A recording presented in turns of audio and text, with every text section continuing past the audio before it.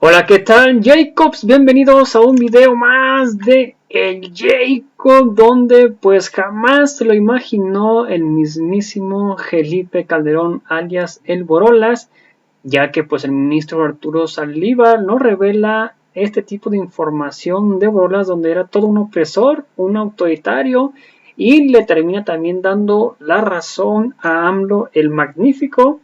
Increíble, pero cierto. Así que pues bueno, veamos de qué se trata y cómo estuvo esta entrevista y ahorita comentamos, ¿por qué no? De, además de los poderes del Estado, los poderes constitucionales del Estado, ¿cuáles son los poderes de facto, los poderes fácticos, los poderes que también, los poderes informales que evitan que avancen los derechos o que suprimen derechos, buscan suprimirlos? Me refiero al poder mediático, me refiero al poder criminal, al poder del crimen organizado. Yo sé que no quiere hablar de eso, pero también el poder militar. ¿Qué poderes informales en México, el poder económico, por supuesto, no quieren que pueda avanzarse más en un proyecto de nación más justo? Lo que pasa es que tengo la impresión de que hasta antes de esta transformación, el poder político, el poder económico, el poder mediático y el poder judicial estaban del mismo lado. Hoy, el poder político, el poder económico, el poder mediático, el poder judicial, tan dispersos, esto genera choques, esto genera críticas. Pero además de esto, obviamente los poderes fácticos, dependiendo del caso y la situación, pues buscan que sus intereses sean los que prevalezcan. Sí. Pues claro, son los intereses que usted ha mencionado. Obviamente hay poderes económicos, hay poderes mediáticos, hay el poder del crimen organizado, de las iglesias, etcétera. Todo eso es innegable, pero no es solo en México. Lo hay en todos los países del mundo. Tampoco debemos espantarnos por eso. Simplemente que los jueces y las juezas tenemos que hacer nuestro trabajo, lo que creemos que es nuestra obligación, con independencia de esos factores. Cometeríamos un error, y vuelvo a las críticas que me hacían a mí al principio, de resolver los temas acordes a la crítica que nos hagan. Yo creo que nosotros tenemos que actuar con independencia de lo que opinen los poderes mediáticos o el poder económico o de cualquier otra índole, porque al final nuestras sentencias y los argumentos de nuestras sentencias son los que están ahí. Y también me parece, y en esto también he sido criticado, que en esta nueva etapa, no solo en México sino en el mundo, los jueces y las juezas ya no hablamos solo por nuestras sentencias. Cuando tú dices que un juez habla por su sentencia, lo que quiere decir es que el juez no habla, solo habla la sentencia. Hoy creo que nos tenemos que acercar a la sociedad. Nosotros hemos hecho un gran esfuerzo para acercarnos a la sociedad, para comunicar mejor.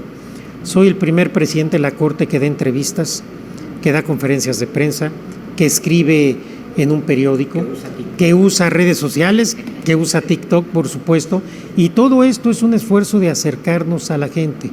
Entonces, creo que esta apuesta es importante porque la única forma de poder competir con estos factores es tratar de manera directa, de viva voz o a través de los métodos modernos de comunicación, que la sociedad y particularmente las personas más jóvenes de nuestra sociedad sepan y valoren lo que estamos haciendo y la importancia que tiene lo que estamos haciendo para sus derechos.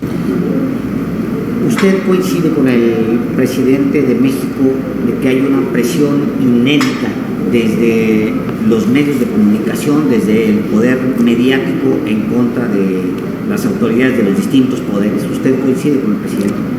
Yo coincido en el sentido de que sí hay una crítica muy, muy importante de los medios tradicionales a lo que se hace en el Poder Ejecutivo, en el Legislativo y también a lo que hacemos en la Corte, por supuesto. Yo lo veo como como algo normal en democracia. Creo que hoy es muy fácil identificar ciertas críticas a qué intereses responden y eso al final creo que es lo importante. Las críticas no deben asustarnos, es parte de una convivencia democrática.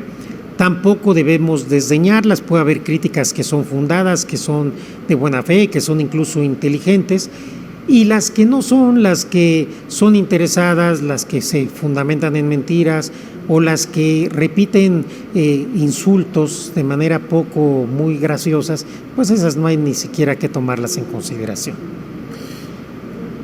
¿En qué coincide en el proyecto de Cuarta Transformación que lidera el presidente López Obrador?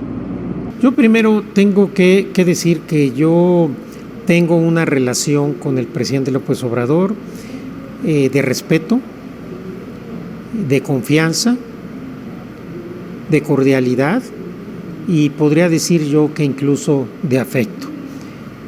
Él ha apoyado, de verdad ha apoyado todos los esfuerzos de transformación del Poder Judicial Federal.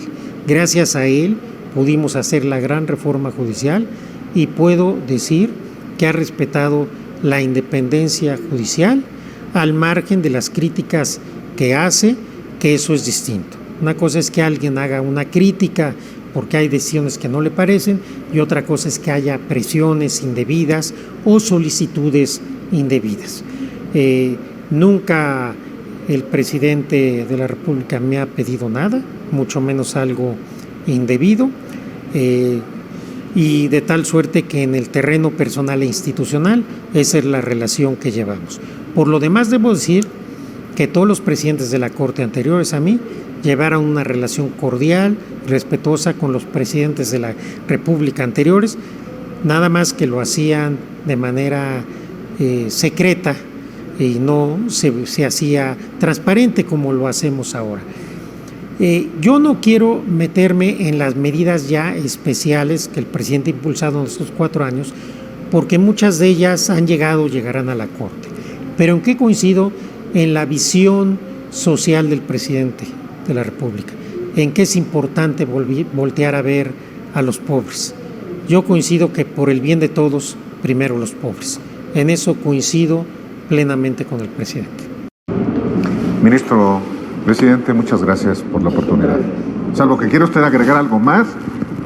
No, simplemente agradecerles, la verdad que me da mucho gusto conocerlos, es un honor y ojalá esta entrevista haya sido fructífera y haya respondido a las expectativas. Claro. Muchas gracias. Muchas gracias. Gracias.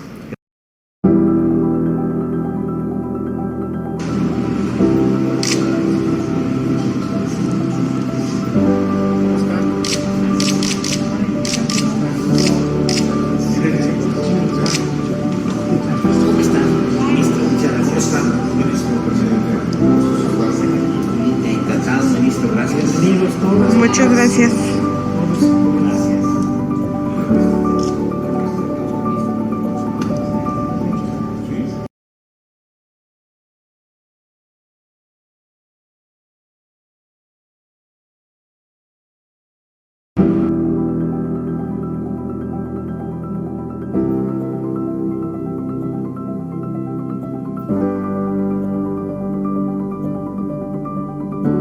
Más que en el gobierno anterior y con el presidente de la República anterior, Enrique Peña Nieto, en el sexenio de Felipe Calderón, con servidores públicos del gobierno de Felipe Calderón, con plumas del gobierno de Calderón, con personeros de Felipe Calderón, la más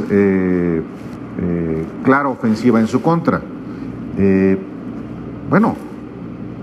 Usted lo ha dicho y es importante que me gustaría que lo volviera a decir, inclusive con más detalle, ministro presidente, de la manera en que inclusive la Policía Federal, encabezada por Genaro García Luna, a usted lo agrede, lo vulnera, no solamente como servidor público, sino como persona, con su familia. ¿Qué tiempos le tocó vivir, siendo que usted fue propuesto por el propio Calderón como ministro de la Suprema Corte, y cómo se puede explicar un comportamiento contra usted de esa magnitud. Hubo dos casos que generaron molestia en Felipe Calderón, entonces presidente de la República. El primero de la guardería ABC, en el cual murieron 49 niños y más de 100 quedaron lesionados por la negligencia de su gobierno al haber un desorden generalizado en las guarderías. Teníamos una facultad de investigación de violaciones graves a derechos humanos en el artículo 97 y yo propuse un proyecto responsabilizando a altos funcionarios de ese gobierno. Y se dio una embestida en mi contra, primero con presiones por parte del secretario de Gobernación y después se tomaron prácticamente los medios para hacer una campaña muy agresiva. Dije que en ese momento la corte estaba tomada y es cierto, ustedes podían venir a las 10 de la noche y estaba totalmente llena de funcionarios públicos del gobierno federal y al final ahí están las grabaciones de las sesiones en el Pleno en donde yo defendí mi proyecto y defendí que se hiciera justicia a estas niñas y estos niños y la mayoría del Pleno, salvo la ministra Sánchez Cordero y el ministro Silva Mesa, pasaron por encima del derecho y de la justicia e incluso desde encima de su propia dignidad como jueces y juezas. Pero después el caso más relevante fue el caso de Florence Cassé. Aquí había un interés muy claro del gobierno de que se confirmara la condena a esta persona.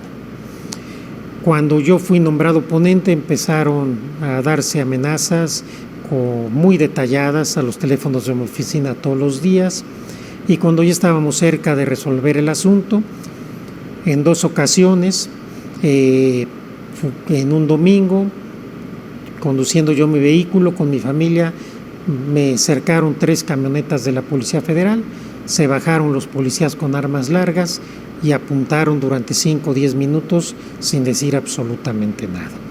Pero no solo eso, sino que después se metieron a mi casa en un operativo claramente de índole de gente muy especializada, simplemente para robarse mi laptop, mi computadora, mi disco duro y todo lo que tuviera en información. Cuando esto sucede, yo se lo informo al entonces presidente de la Corte, Juan Silva Mesa. Él me dice que ¿qué te preocupa que puedan encontrar? Y yo le dije, no, Juan, lo que me preocupa es que no van a encontrar nada, como efectivamente sucedió, y le pedí que lo informara al presidente de la República. Así lo hizo, y el día siguiente yo informé a mis compañeros y compañeras de Pleno en una sesión privada lo que había sucedido. Les dije que no iba a hacer ninguna denuncia porque no tenía sentido y que no iba a salir a los medios porque iba a generar una crisis institucional. Enterado Felipe Calderón de lo que sucedió, me habló por teléfono, me dijo que qué había sucedido, que si yo sospechaba de alguien, obviamente no soy tan iluso, era claro que él sabía y yo sabía también de quién sospechaba. Me dijo si quería presentar una denuncia, le dije que no le veía ningún sentido, que me ofrecía darme seguridad de la Policía Federal, le dije que yo no confiaba en la Policía Federal ni en la Secretaría de Seguridad y después me ofreció ponerme una escolta del Estado Mayor Presidencial, a lo que sí accedí porque yo sí confío en las Fuerzas Armadas de mi país y sabía que el Ejército Mexicano no era cómplice de lo que estaba haciendo la Policía Federal. Y hoy dice Felipe Calderón en una serie, primero que le parece inverosímil lo que yo digo, y que le parece que por qué no denuncié y que le parece incluso indignante enterarse ahora. Él lo supo y lo supo en tiempo real. Tan lo supo que todo esto eventualmente puede ser probado, bastaría pedirle información de si yo tuve o no escolta 3 meses del Estado Mayor Presidencial, lo cual no hubiera podido tener porque no era presidente de la Corte y este servicio solo se le da al presidente de la Corte, y segundo porque solo podía ser por órdenes del presidente que se me diera esta protección. Entonces ahí cae por su propio peso la mentira de Felipe Calderón, que no se enteró. De esto sí se enteró, y se enteró en tiempo real. Entonces, que venga ahora a decir que yo estoy apenas denunciando y que indignante, pues sí me parece una hipocresía y una doble moral con la que se ha conducido en estos temas de seguridad ya por muchos años. Que haya sido la Policía Federal a cargo de Genaro García Luna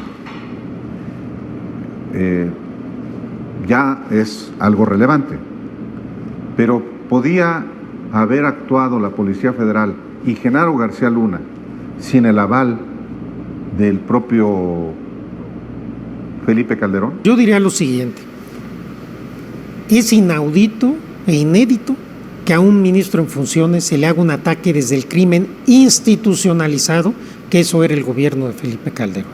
Esto es realmente gravísimo, gravísimo, que suceda algo así a un ministro en funciones. ¿Qué le habrá pasado al resto de la gente durante este sexenio que hoy viene a alegar el Estado de Derecho y todo lo que nosotros vemos que dice todos los días? Yo no sé si Felipe Calderón tuvo conocimiento, fue informado previamente a que esto sucediera, pero por supuesto que estuvo enterado después, y es claro que no tomó ninguna medida y siguió defendiendo a esta mafia hasta el último día de su mandato. Eso me parece que es clarísimo. Ministro, habría que preguntarse, porque con su testimonio, hay muchos testimonios de actores políticos que hablan sobre cómo advirtieron a Felipe Calderón de Genaro García Luna, desde activistas, desde policías que estaban cerca de él, políticos le advirtieron a Felipe Calderón. ¿Qué mueve a un presidente, usted que ha estado con 3 presidentes, qué mueve a un presidente para llevar tan lejos una mentira? Mire, yo no podría hablar por él, eso lo tendría que responder él. Yo simplemente señalo los hechos que a mí me tocó vivir y que consecuentemente, por eso siempre digo, ahí sí que había presiones no solo a los jueces, a los ministros de la Corte, y no solo presiones, amenazas, intimidaciones. Hoy que se quejan porque el presidente López Obrador hace algunas menciones en las mañaneras, no tienen idea de lo que son las presiones verdaderas a las que fue capaz de llegar Felipe Calderón. ¿El presidente López Obrador le ha pedido a usted algo en particular? No me ha pedido absolutamente nada. ¿El presidente Peña? Tampoco. ¿Cuál fue el trato? El trato con el presidente Peña fue cordial, fue respetuoso, era un presidente muy cuidadoso de las formas, y no solo en mi caso, sino las ministros tuvieron un trato muy cordial y muy respetuoso con él. Usted, ministro, habla de un proceso de transformación. A la par del proceso de transformación hay también una crítica por el nuevo rol que ha asumido el ejército. Algunos plantean que no había otra opción porque el Estado se había desmantelado y el gobierno era demasiado delgado como para emprender grandes obras, y había que apoyarse en algo que ya estaba ahí. Otros dicen que es un interés del presidente López Obrador de militarizar la nación, de someterla pues a los militares. ¿Y usted qué piensa? En este punto sí les ofrezco una disculpa. Es un tema que se discutirá en el Pleno próximamente y yo no puedo adelantar criterio. Lo que yo opino sobre este tema, sobre todo desde el punto de vista constitucional, lo tendré que decir en su momento en el Pleno de la Corte. Yo quisiera regresar a una expresión que usted expuso hace un momento. Crimen institucionalizado, dice, para referirse a lo que ocurrió en el gobierno de Felipe Calderón. ¿Puede desarrollarlo? Sí, por supuesto. Nosotros hablamos siempre del crimen organizado, que es la delincuencia de alto nivel que tiene bandas. Pero cuando se cometen delitos y actos ilícitos desde el poder del Estado, con la fuerza que implica la inteligencia, las armas, la capacidad de fabricar culpables, de meter gente a la cárcel, de torturar, etcétera, y se hace como un sistema, yo creo que eso es un crimen institucionalizado, porque es el crimen, el delito desde el poder, pero no por un error, no por un exceso, sino por una convicción de utilizar el poder para eso, para abusar de él y para abusar sobre todo de los que menos se pueden defender. ¿Qué casos, por ejemplo? Yo creo que hubo una tendencia en esa administración de no respetar el Estado de Derecho, de no respetar el debido proceso, de practicar la tortura como un método de investigación, de no cuidar los derechos humanos. Creo que al menos el tiempo que me tocó a mí ser ministro en la primera sala, llegaron muchos temas de este tipo, porque se dice el caso de Florence Cassé porque fue un caso mediático, donde bueno, se llegó a niveles de una descomposición en el proceso que generó un efecto corruptor porque todo era falso, todo fue fabricado. Pero como este caso, hay muchos otros donde la única prueba era la tortura o alguna otra anomalía muy, muy grave, y donde en la primera sala de la Corte dejamos en libertad gente pobre, indígenas, mujeres, etcétera. No ha sido el único caso el de Florence Cassé.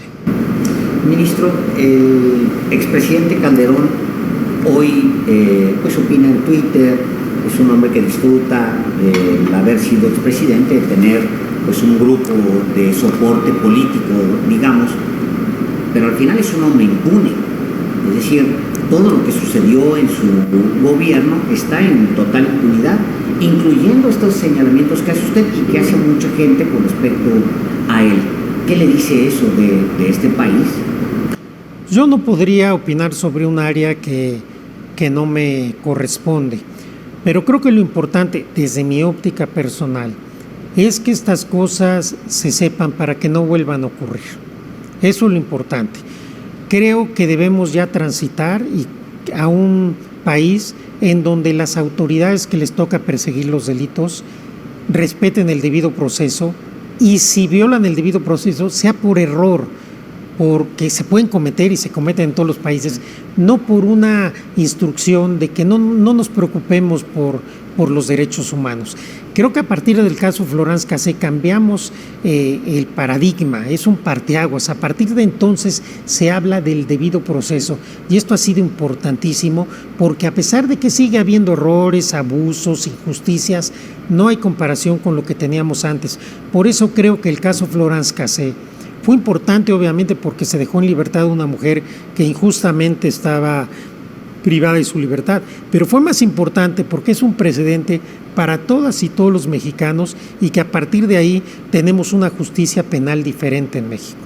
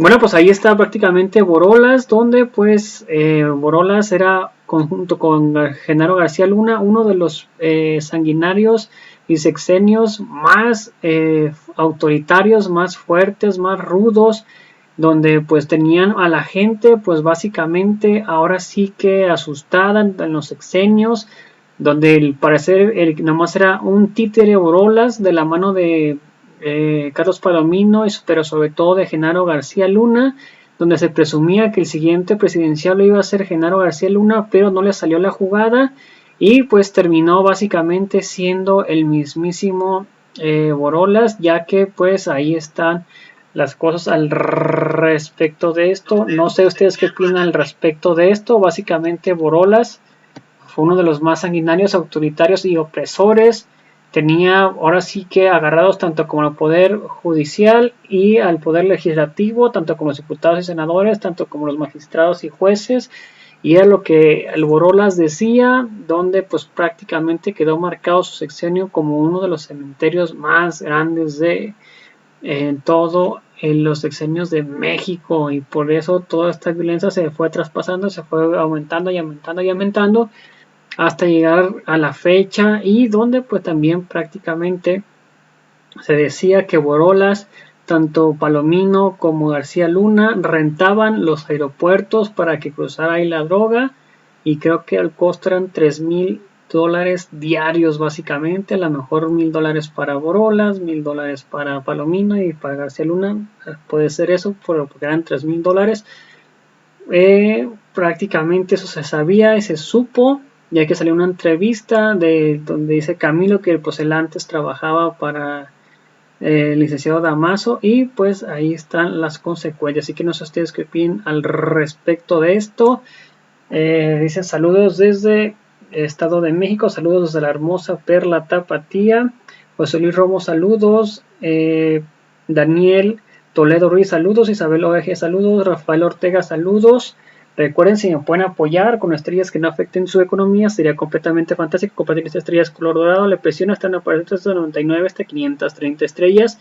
Con estos 3 puntos color morado, le das en quiero colaborar, y por solo 99 pesos mensuales puedes cancelar cuando quieras, en apoyo al canal y a la conciliación. Te lo agradecería muchísimo. A toda la audiencia, gracias por el video. Recuerden que pueden apoyar con un like en la página, con un like en el video, comentarlo, compartirlo para que más personas los vean, sería completamente fantástico. Los invito a ver nuestro siguiente video.